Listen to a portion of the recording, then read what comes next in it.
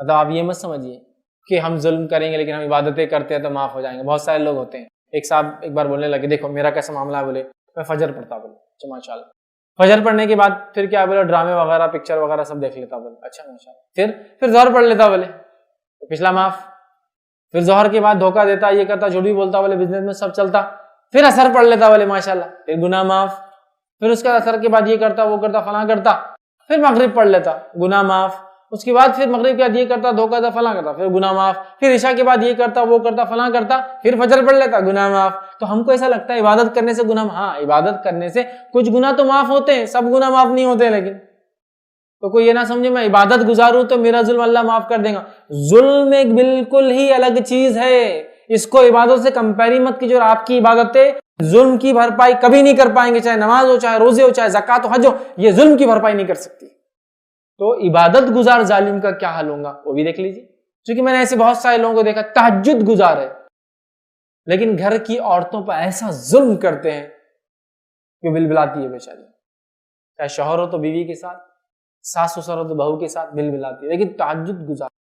کیا سمجھتے ہیں عبادت گزار ہونے سے ظلم معاف ہو جائے گا؟ سنیے عبادت گزار ظالم کا حال کیا ہوگا. صحیح مسلم کی روایت ہے.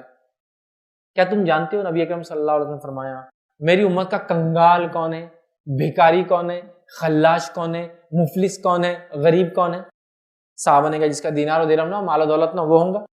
تو آپ نے فرمایا نہیں, میری امت میں سے حقیقی کنگال وہ شخص ہوگا جو قیامت کے دن نماز, روزہ, زکوٰۃ کے ساتھ آئیں گا. مطلب نماز ہی پڑھی, روزہ بھی رکھا, زکوٰۃ بھی دی, توحید پر بھی تھا, یہ سب لے کر آئیں گا اعمال, ٹھیک ہے, ساتھ آئیں گا. اور اس حال میں آئیں گا کہ کسی کو اس نے گالی دی ہوں گی, گالی دینا ظلم ہے, گالی دی ہوں گی, اور کسی پر بہتان لگایا ہوگا. بہتان سمجھتے ہیں آپ؟ جھوٹا الزام.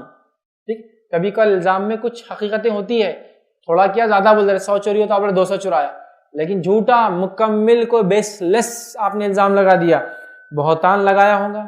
کسی کا مال کھا لیا ہوگا, نماز بھی لایا, روزہ بھی لایا, زکوٰۃ بھی لایا, توحید پر تھا, لیکن ساتھ میں کیا لایا, گالی دے کر آیا, بہتان لگا کر آیا, مال کھایا ہوگا. کسی کا خون بہایا ہوگا اور کسی کو مارا ہوگا. ہاتھ سے بھی ظلم کیا, مالی ظلم بھی کیا, جو کر سکتا تھا وہ کیا. نبی اکرم صلی اللہ علیہ وسلم فرماتے ہیں ایسے اس عبادت گزار کی نیکیاں نکال کر جس کے حق مارے تھے دے دی جائیں گی. پھر سوال ہوگا, فرشتے کہیں اللہ اس کی نیکیاں ختم ہو گئی, کیا کریں؟ اللہ حکم دیں گا جو لوگ باقی ہے ان کے گناہ اٹھا کے اس کے سر پہ ڈال دو اور یہ گھسیٹ کر جہنم میں پھینک دیا جائے گا. یہ گھسیٹ کر جہنم میں پھینک دیا جائے گا. لایا تھا پوری نماز, لایا تھا پورے روزے, لایا تھا پوری زکوٰۃ, لیکن لایا تھا ساتھ میں گالی دے کر آیا تھا, بہتان لگا کر آیا تھا, الزامات لگا کر آئے تھے, مال غبن کر کے آیا تھا, خون کر کے آیا تھا, لہٰذا اس کی نماز, اس کے روزے, اس کی زکوٰۃ کچھ کام نہ ہے, گھسیٹ کر جہنم میں پھینک دیا گیا. عبادت گزار ظالم کا حال.